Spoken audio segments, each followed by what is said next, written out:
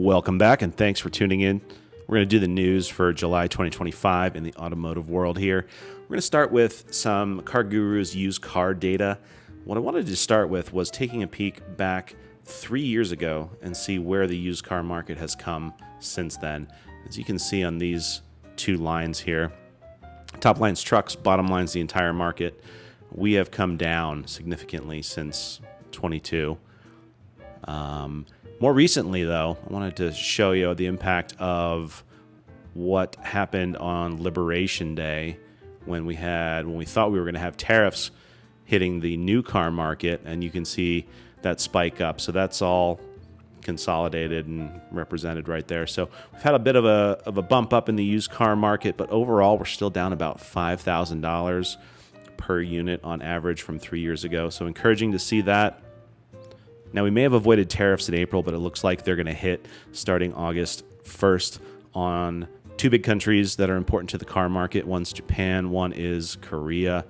That's going to affect some of the brands we know and love. Of course, Toyota, Hyundai, and Kia are also going to be greatly affected, but probably the biggest impact to the portfolio of cars is going to be in the Subaru and the Mazda world, since they build nearly all their vehicles in Japan. So starting August 1st, we might see prices just take off. It was going to be 25%, which we probably won't see right away, but prices are going up.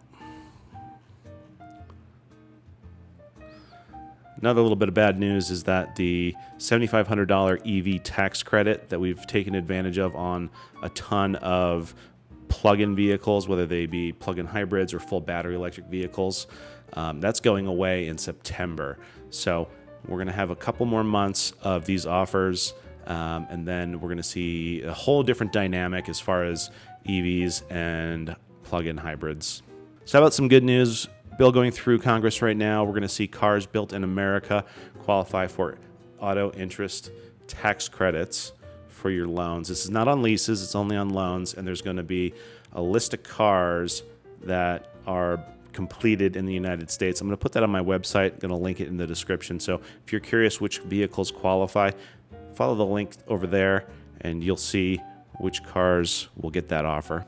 Let's do some local deals. So speaking of interest rates, rates are coming down. I'm seeing 60 and 72-month loans at as low as 5.24. This is market rates with a loan to value of 80%. If you want to finance 100% of your vehicle, it only goes up a quarter point to 549. 84-month loans are also very affordable in the 6% range. Let's hit a couple of lease offers. These are ones I've been highlighting in the last few videos here, but the Mazda CX-5 plug-in hybrid, as long as we have this tax credit going, so through September, $260 a month. Subarus, they're just going to be the best lease cars out there. Forester, Crosstrek, about $230 a month. And then the Wrangler, this is the 4xe, so again, through September, I'm looking at about a $300 a month lease payment for a super nice Jeep Wrangler Willys. Okay, I want to touch on a few cars, new cars coming out into the market. Big one of my favorites, going to be the Mazda CX-5 with the redesign.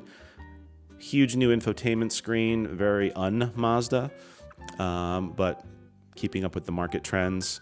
It's gotten bigger. The Mazda CX-5 was probably one of the smaller mid-size vehicles out in the market, so it's going to be on par with RAV4 and Tiguan from what I'm hearing. They're going to offer gas engines, plural, I believe, because we're seeing naturally aspirated, turbocharged, and hybrid options for this car. Other big one, Jeep's got their mid-size offering coming in, the new Cherokee. Haven't seen the Cherokee in a few years. It's kind of got a mini Wagoneer look to it. They're going to do a hybrid as well, of course.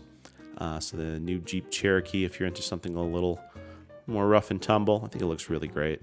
Of course, Toyota with the RAV4. We're expected to see this by the end of the year. Toyota's going all hybrid with their cars. So when this lands, no more gas options. You're going to have either a hybrid or a plug-in option for the new RAV4. So that was the news. Thanks for joining me, and I'll talk to you guys soon.